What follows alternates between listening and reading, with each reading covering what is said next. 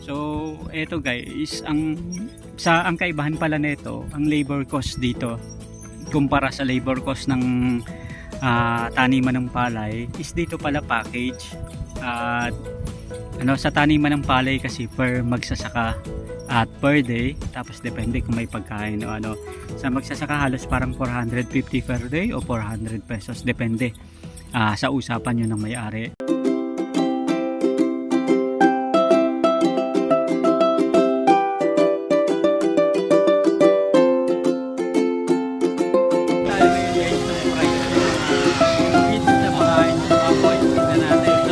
Pero dito naman guys, sabi sa atin is hindi per hectare kundi per number ng bag na magagamit. Ibig sabihin, halimbawa isang sako ng seeds yung maitatanim 1,400. So okay guys yung sistema na ganoon, kumbaga package din. Mabilis na computan kumbaga sa mga negosyante. Yun yung gusto ng mga negosyante, ayaw na nila ng maraming kailangan, maraming ire-request sa kanila. Yung sasabihin na lang, o ganito, mabilis ang usapan. Yung mga namumuhunan sa mga sakahan gusto yung ganong sistema. Eto, kung per bag ng seeds na gagamitin, isang bag ng mais is 1,400. So bahala na silang magsama kung sino yung gusto nilang isama, at hati-hati na lang sila guys sa sa kita. So ibig sabihin guys, sa bawat 1 hectare so maaaring magtanim ng isang bag hanggang 2 bag, o depende sa kung ilan yung laman ng isang sako, pero usually ganun yung average. So ibig sabihin mga 2A to 3K pwedeng gastusin sa labor cost sa pagtatanim ng isang hektaryang lupa. At ang isang bag naman guys is magre-range ng 5,000 pesos. Ayun.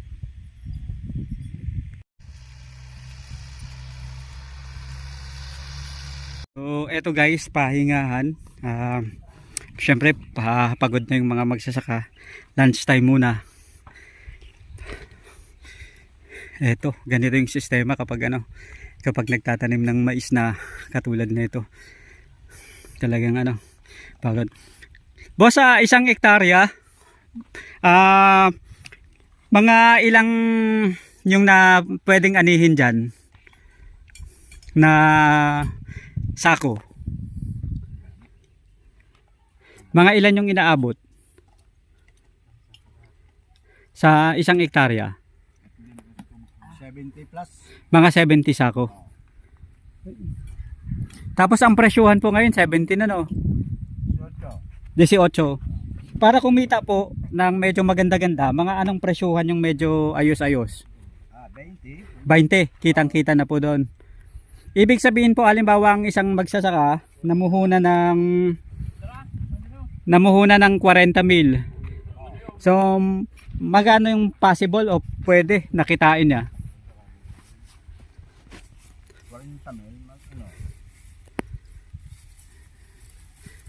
Pwedeng madoble yung 40 mil o lampas pa? madodoble sir. Kayang madoble. Ayun pala. Yan pag malang mais. Opo. Ibig sabihin, pagkabungkal ng lupa na ganito boss, pwede na agad-agad magtanim. Tapos ang abono na ilalagay nila, ora mismo rin. Diretso. Ito. Talagang Ibig sabihin, ito kanya-kanya po kayo ng luto, Talagang Hindi naman magkakatabi-tabi bahay. Magkaka Tapos, ang pinakamagandang abono na ilagay bago pagkabungkal ng lupa, ano po yung mga abono na yon? Yung triple 14. Tapos, may nakita po ako na parang dalawa, isang kulay pula at saka isang kulay puti. Yung mix na nila yon. Pero ang pinaka-importante yung sinasabi niyo po, yung at least dapat merong ganon. Ito.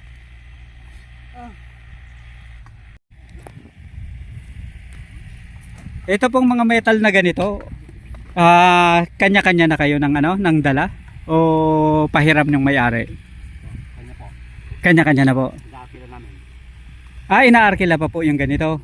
Magkano po yung arkila kapag ganyan?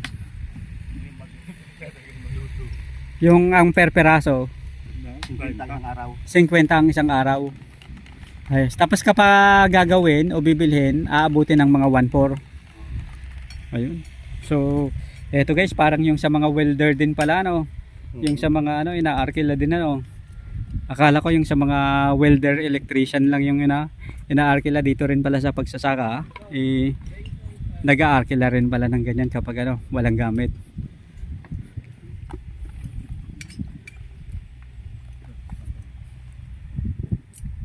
So ito, 14 na tao. Ang dami, ano, parang ano, piyesta. Isang compound. Na ano na. Talaga naman. Sumakabilang bahay. Na ano. Sumakabilang bahay. Baba ka na lasing, ano. Pag uwi, iba ng bahay yung nauwian. Sumakabilang bahay na. Ano pa, no. Talaga.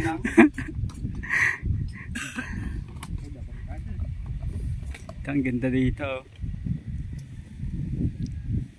So sa susunod guys, interview natin yung may-ari nitong ano, nitong lupa na to. So kung paano niya pinapatakbo at paano ba yung pasistema niya dito sa pagtatanim nga nitong maisa na to. So nakausap natin guys yung may-ari at pauunlakan niya tayo ng interview sa mga susunod natin ng mga vlogs. So abangan ninyo. Ibig sabihin boss, ang binhi na tinatanim nyo ngayon, eto, Syngenta. Pero sa base sa karanasan nyo boss, ano yung may medyo maganda-gandang yield na ano, na mais? Syngenta. Yan na talaga yung ano, yung halos karaniwan ng ginagamit ng mga magsasaka, ano. So ito, Syngenta. Yun yung tinanim nila ngayon.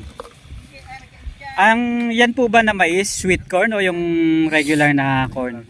Yung regular na corn. Pero sa market po, ano po yung mas mabenta? Sweet corn. Mas mahal ba yung sweet corn kaysa sa ganitong mais? Hindi naman ito linuluto. Oo. Panghalo lang to sa mga ano, ingredients ng mga pizza, no?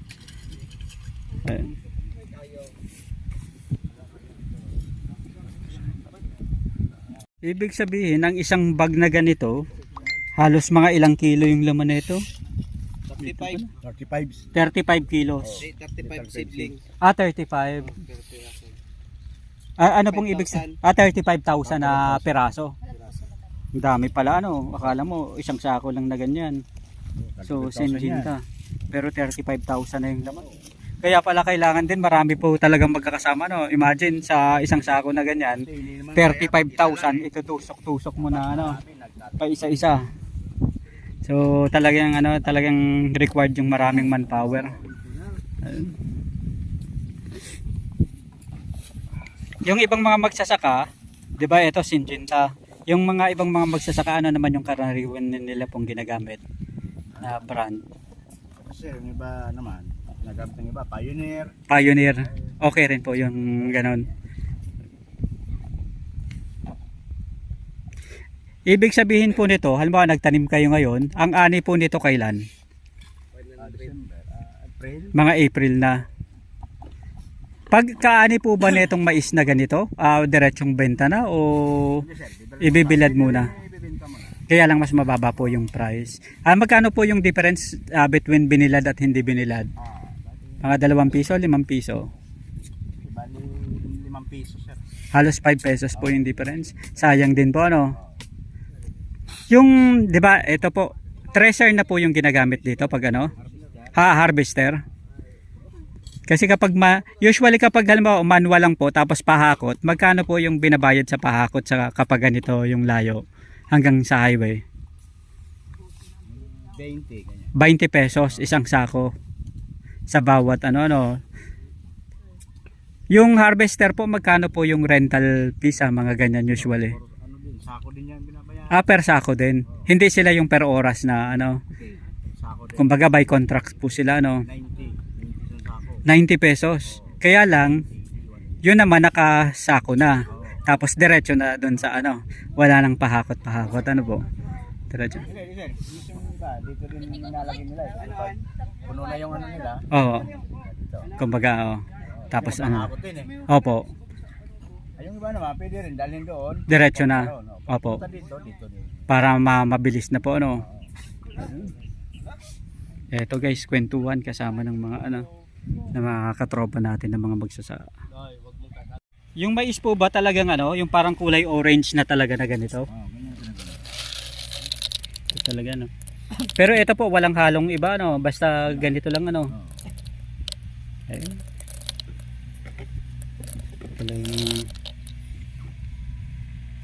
So hello guys, welcome back sa ating YouTube channel at Facebook page na rin. So ngayong araw na to guys, third day sa pagtatanim ng mais. At ito na nga guys, First Bicol Diversified Farming Agri Expo dito sa San Jose, Camarines Sur. So ngayong araw na to, papasyalan natin itong 10 hectares na maisan at tatanungin natin yung mga katropa natin na naglalagay ng abono. Ano ba yung magandang abono na ilagay sa maisan na dapat gamitin ng ating mga katropang magsasaka? Oh, nakausog pa yata tayo. Anong pangalan mo bro? Carl Angelo po. Carl Angelo? Carl Angelo. Si Carl Angelo, ayun. So tinawag tayo doon. Sabi baka nausog natin. Ayun, usog pa pala yun Ano mo na lang ng tubig bro, baka kulang sa tubig.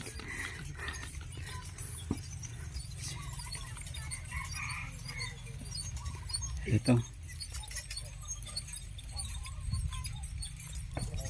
Pero ayos-ayos na yung pakiramdam mo.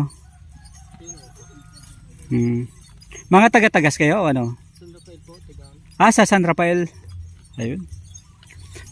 Boss, yung yung 14 pang yun? Pang abono. Pa-abono sa lupa o sa Mais. sa mais. Yung 16000 po. Yung Viking, Oo. pang na yun, side grazing. Ang ibig sabihin po, ano yung dapat na mauna sa dalawa? Yung complete, Yung complete na 14. 14. Ibig sabihin, pang lupa po yon. Tapos pang, yung- pang tubo, para mayroon na masipsip yung masipsip na siyang pataba.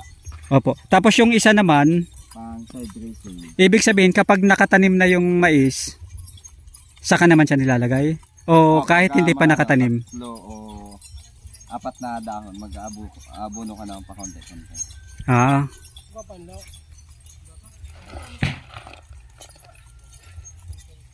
Tapos hanggang mag ka, tapresi.